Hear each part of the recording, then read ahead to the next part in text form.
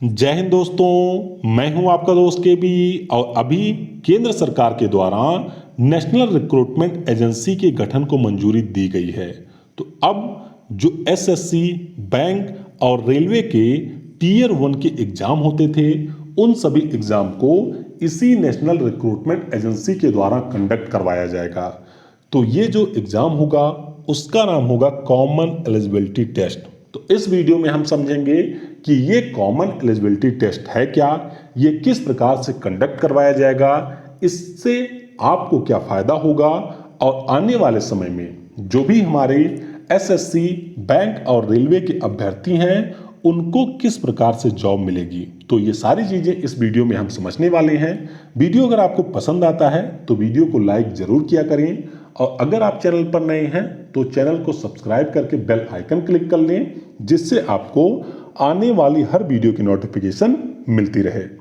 तो यहाँ पर बात करते हैं सबसे पहले कि प्रधानमंत्री नरेंद्र मोदी की अध्यक्षता में राष्ट्रीय भर्ती एजेंसी के गठन को मंजूरी दे दी गई है। और यहाँ पर आपको ध्यान रखना है कि ये जो राष्ट्रीय भर्ती एजेंसी है, इसका निर्माण केंद्र सरकार की नौकरियों के लिए किया जाएगा। अब ये राष्ट्रीय भर्ती एजेंसी क्या है, आइए इसके बारे में समझते हैं। हमारे यहाँ पर कुल मिलाकर के आपको 4 प्रकार के जॉब देखने को मिलते हैं, जैसे कि ग्रुप ए का जॉब हो गया, ग्रुप बी का जॉब हो गया, ग्रुप सी और ग्रुप डी का जॉब हो गया। तो ये जो राष्ट्रीय भर्ती एजेंसी होगी, इसमें आपको रेल मंत्रालय, वित्त मंत्रालय, वित्तीय सेवा विभाग, एसएससी, आरआरबी और आईबीपीएस के प्रतिनिधि मिलेंगे। और इनके द्वारा हमारे देश में जो ग्रुप ए के बाद ग्रुप बी और सी का जॉब होता है, उसके लिए एक सामान्य पात्रता परीक्षा आयोजित कराई जाएगी। यानी कि अगर आप एसएससी का एग्जाम देते हैं, आप रेलवे का एग्जाम देते हैं या फिर आईबीपीएस का एग्जाम देते हैं, तो वहां पर आपको टीयर 1 देना होता है। तो जाहिर सी बात है, सभी के लिए आपको अलग अलग तैयारी करनी पड़ती है, अलग अलग फॉर्म फिल करना पड़ता है। तो अब क्या होगा कि ये जो टीयर 1 आपको अलग अलग देना होता था एसएससी, रेलवे और आईबीपीएस के लिए, उन सभी के लिए अब ये नेशनल रिक्रूटमेंट एजेंसी होगी और यहाँ पर इसके द्वारा सामान्य पात्रता परीक्षा यानी कि कॉमन एलिजिबिलिटी टेस्ट कंडक्ट करवाया जाएगा। अब आइए आगे समझते हैं कि ये जो कॉमन एलिजिबिलिटी टेस्ट होगा ये किस प्रकार से कार्य करेगा। तो सबसे पहले क्या होगा कि मान लीजिए किसी भी अभ्यर्थी ने कॉमन एलिजिबिलिटी टेस्ट में पार्टिसिपेट किया, यानी कि यहाँ पर परीक्षा दी और उस परीक्षा के बाद में यहाँ पर परिणाम घोषित किया जाएगा। ध्यान रखिएगा, ये जो कॉमन एलिजिबिलिटी टेस्ट की परीक्षा होगी ये पूरी तरीके से ऑनलाइन होगी और यहाँ पर जो इसका परिणाम आएगा वह अगले 3 वर्षों के लिए वैलिड होगा। अब ऐसा नहीं है कि मान लीजिए आपने यहाँ पर कॉमन एलिजिबिलिटी टेस्ट दिया, आपका नंबर यहाँ पर है 50, मान लीजिए टोटल ये 100 नंबर का था, आपका नंबर है 50, तो यही 50 नंबर आपके अगले 3 वर्षों के लिए वैलिड रहेंगे। अगर आप चाहें तो यहाँ पर अगले वर्ष फिर से एग्जाम दे सकते हैं और फिर से यहाँ पर शामिल होकर के अपने नंबर को इम्प्रूव कर सकते हैं और जो आपका सर्वोच्च अंक होगा उसी को मान्य किया जाएगा। मतलब इसका क्या है? मतलब इसका ये है कि अगर आज आप कोई एग्जाम देते हैं सीईटी का और यहाँ पर आपका कुछ रिजल्ट आता है तो वो अगले 3 वर्षों के लिए वैलिड होगा। लेकिन अगर आप चाहते हैं कि अगले वर्ष आपका ये जो नंबर आया है इसमें आप इम्प्रूवमेंट करें, तो अगले वर्ष आप फिर एग्जाम दे सकते हैं, उसके अगले वर्ष आप फिर एग्जाम दे सकते हैं और इन 3 बार के एग्जाम में जो आपका हाईएस्ट मार्क होगा उसी को यहाँ पर काउंट किया जाएगा। तो यहाँ पर प्रयासों की संख्या के ऊपर किसी भी प्रकार का कोई प्रतिबंध नहीं होगा, यानी कि आपकी आयु सीमा के अंतर जो भी जितनी बार भी आप एग्जाम देना चाहते हैं उतनी बार आप एग्जाम दे सकते हैं। और इसकी खास बात यह होगी कि इन सभी एग्जामों के दौरान जो आपका मैक्सिमम मार्क होगा उसी को यहाँ पर काउंट किया जाएगा। अब आगे बात करते हैं मानकीकृत परीक्षण की। हमारे यहाँ पर जो भी वैकेंसी आती हैं, आप देखते होंगे कि उनमें आपको 3 प्रकार की क्राइटेरिया देखने को मिलती हैं। एक हमारे यहाँ पर 10वीं पास वैकेंसी आती है यानी कि मैट्रिकुलेट होती है, एक हमारी आती है उच्च माध्यमिक यानी कि 12वीं पास, और एक आती है स्नातक। तो यहाँ पर NRA यानी कि जो हमारी नेशनल रिक्रूटमेंट एजेंसी होगी उसके द्वारा स्नातक, उच्च माध्यमिक और मैट्रिकुलेट के जो भी उम्मीदवार होंगे उन सभी के लिए नॉन टेक्नीशियन पदों के लिए अलग अलग CET आयोजित कराई जाएगी। अब इसका मतलब क्या है? इसका मतलब है मान लीजिए एक वैकेंसी आई जो कि 10वीं के लिए है, 10वीं पास, एक है 12वीं पास और एक है ग्रेजुएशन स्तर की। तो ऐसा नहीं होगा कि NRA के द्वारा यहाँ पर जो भी एग्जाम होगा वह इन सभी के लिए एक होगा। NRA यहाँ पर 3 प्रकार के सेट को आयोजित करेगी। कितने प्रकार के? 3 प्रकार के कॉमन एलिजिबिलिटी टेस्ट को आयोजित करेगी। एक सेट आपका होगा 10वीं के लिए, एक सेट आपका होगा 12वीं के लिए और एक होगा ग्रेजुएशन के लिए। तो यहाँ पर जो भी छात्र उत्तीर्ण होंगे वह फिर जिस भी विशेष क्षेत्र में उनको जॉब चाहिए वहाँ पर Tier 2 और Tier 3 का एग्जाम दे सकते हैं। अब इसको भी आइए थोड़ा सा और सिंप्लीफाई करते हैं। मान लीजिए आपने किसी 12वीं पास वैकेंसी के लिए Tier 1 दे दिया, आपने यहाँ पर अच्छा स्कोर किया है, तो फिर आपको यहाँ पर रेलवे भर्ती बोर्ड या फिर बैंकिंग कर्मी चयन संस्थान यानी कि IBPS या फिर जो हमारा SSC है उसके जॉब के लिए अप्लाई करना होगा। और इन सभी रिक्रूटमेंट एजेंसियों के द्वारा यानी कि SSC का अगर आपने दिया है, RRB का दिया है या फिर IBPS का आपने दिया है, तो यहाँ पर इनके द्वारा जो अन्य परीक्षाएं होती हैं यानी कि Tier 2 या Tier 3 उसको कंडक्ट करवाया जाएगा और फिर जाकर के आप यहाँ पर एग्जाम देंगे और इसके बाद में जो रिजल्ट आएगा उसके बाद में आपका सिलेक्शन किया जाएगा। अब इसकी खास बात क्या होगी? जैसा कि मैंने आपको शुरुआत में बताया कि ये जो सेट का रिजल्ट होगा ये मुख्य रूप से 3 प्रकार के एग्जाम के लिए वैलिड होगा। कौन कौन से? एक तो है SSC, दूसरा है रेलवे और तीसरा है IBPS।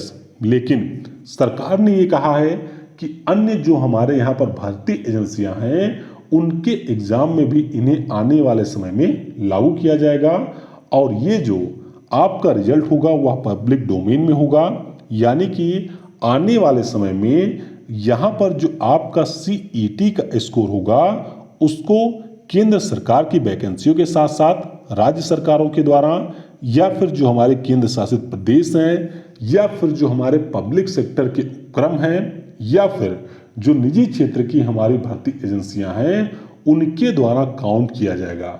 मतलब यह है कि अगर आपको राज्य सरकार की या फिर केंद्र सरकार की या फिर किसी भी सार्वजनिक उपक्रम में या फिर निजी क्षेत्र में जॉब चाहिए तो आपके लिए ये CET का जो रिजल्ट है वह काफ़ी ज़्यादा अनिवार्य होगा। यानी कि CET का एग्ज़ाम आपको देना होगा और जो भी आपका स्कोर कार्ड होगा वह इन सभी प्रकार की एजेंसियों में आपकी जॉब के लिए महत्वपूर्ण होगा। तो केंद्र सरकार ने इसके पीछे कई सारे तथ्य भी दिए हैं कि जिनसे यहाँ पर छात्रों को फायदा होगा। सबसे पहले फायदा तो यही इन्होंने बताया है कि हमारे यहाँ पर हर साल 2.5 से 3 करोड़ लोग केंद्र सरकार की जॉब के लिए अप्लाई करते हैं और जाहिर सी बात है SSC का अपना अलग एग्जाम होता है, IBPS का अलग होता है, उसके अलावा रेलवे का अलग होता है। तो इस प्रकार से छात्रों को अलग अलग सभी जगह पर फीस भरनी पड़ती है, अलग अलग बार उनको परीक्षा देनी पड़ती है, अलग अलग उनका परीक्षा सेंटर होता है। तो ये सारी जो समस्याएं होती हैं वह अब यहाँ पर समाप्त हो जाएंगी। इसके अलावा केंद्र सरकार ने ये भी कहा है, जो कि आप कह सकते हैं सबसे बड़ी घोषणा है, कि अब ये जो सेट का एग्जाम होगा इसके लिए सभी जिलों में आपको परीक्षा के केंद्र देखने को मिलेंगे। यानी कि हमारे देश में जो भी जिले हैं उन सभी जिलों में परीक्षा के केंद्र होंगे। यानी कि जो भी छात्र जहां भी परीक्षा देना चाहता है, मान लीजिए आप अपने जिले में ही परीक्षा देना चाहते हैं, तो आपको वहीं पर परीक्षा देनी पड़ेगी। कई बार आप देखते होंगे कि जब भी कोई एग्जाम होता है बड़ा, उस समय जो मेन शहर होते हैं वो पूरी तरीके से जाम हो जाते हैं, क्योंकि छात्रों की संख्या बहुत ही ज़्यादा हो जाती है।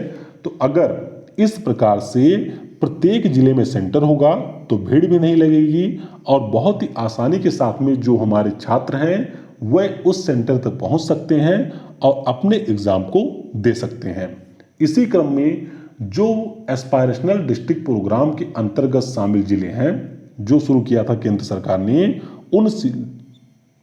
उन जिलों में भी बुनियादी ढांचे को और बेहतर किया जाएगा, जिससे वहां भी सेंटर का निर्माण किया जा सके और यहां पर गरीब उम्मीदवारों को राहत मिलेगी।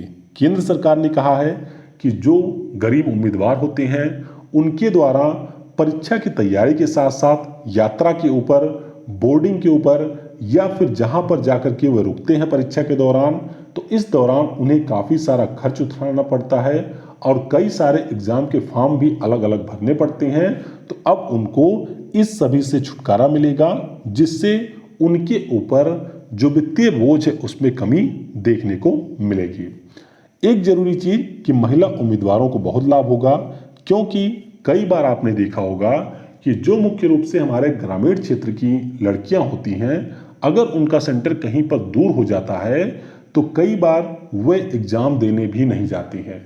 कई बार उनको अपने साथ में किसी को लेकर के जाना पड़ता है और इस प्रकार से महिला उम्मीदवारों के लिए यहाँ पर बहुत ही ज़्यादा कठिनाई होती थी।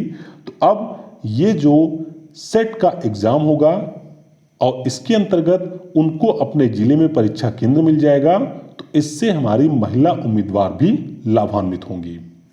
अब मैं यहाँ पर बात करूँगा अपने ओपिनियन की।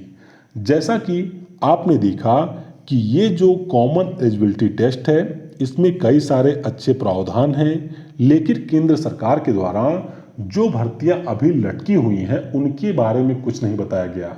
आपने देखा होगा कि कई सारे राज्य सरकारों की, कई सारी केंद्र सरकार की वैकेंसियां जो कि 4 से 5 सालों से लटकी हुई हैं, उनके बारे में यहाँ पर कोई प्रावधान नहीं किया गया है और ना ही उनके बारे में बताया गया कि उन भर्तियों को कब कंप्लीट किया जाएगा। साथ ही साथ यहाँ पर सरकार के द्वारा ये भी नहीं बताया गया है कि ये जो सारे एग्जाम होंगे वे किस प्रकार से होंगे और यहाँ पर इन्हें पूरा किए जाने का क्राइटेरिया क्या होगा। जैसे कि आप देखते होंगे यूपीएससी और आईबीपीएस के द्वारा जो एग्जाम कंडक्ट कराया जाता है उनका एक प्रॉपर शेड्यूल होता है। बैंक में आप देखते होंगे कि अप्लाई करने के बाद में एग्जाम होने और रिजल्ट आने में मैक्सिमम 6 से 7 महीने का समय लगता है और जो भी डेट इनके द्वारा निर्धारित की जाती है उसी पार्टिकुलर डेट के ऊपर रिजल्ट भी घोषित किया जाता है। यही सिनारियो आपको यूपीएससी में भी देखने को मिलेगा। इस वर्ष कोविड-19 के कारण यूपीएससी के रिजल्ट में डिले हुआ, लेकिन ओवरऑल अगर आप देखेंगे तो इनके द्वारा सबसे अच्छे तरीके से हमारे देश में कोई भी एग्जाम कंडक्ट करवाया जाता है। तो जाहिर सी बात है एसएससी था या फिर आरआरबी था, तो इनके द्वारा जब एग्जाम लिया ही नहीं जाएगा या फिर एग्जाम लिए जाने के बाद में रिजल्ट डिक्लेयर ही नहीं किया जाएगा, तो फिर यहाँ पर छात्रों को क्या फायदा होने वाला है। सबसे जरूरी चीज कि जिस प्रकार से चुनाव के दौरान नोटिफिकेशन जारी होता है कि इस क्षेत्र में इस तारीख को चुनाव होगा, इस क्षेत्र में इस तारीख को होगा या इस राज्य में इस तारीख को चुनाव होगा और उसके बाद में यहाँ पर परिणाम इस तारीख को घोषित होगा और परिणाम घोषित होने के बाद में सरकार इस तारीख को बन जाएगी।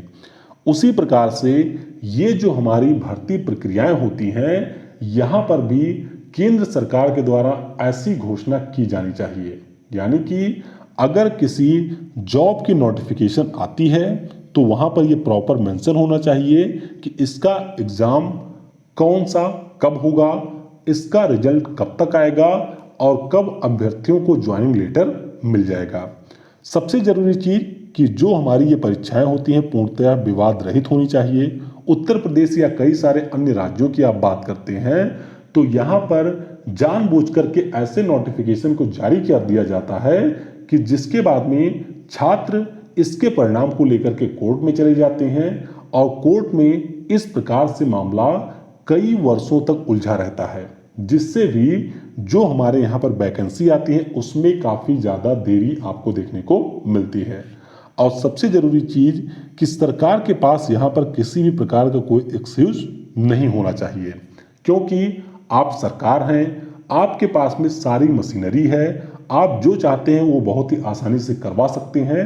इसीलिए आप यहाँ पर एक्सक्यूज नहीं दे सकते हैं कि इस कारण से इस परीक्षा में डिले हुआ है या इस कारण से यहाँ पर रिजल्ट आपको नहीं मिला है।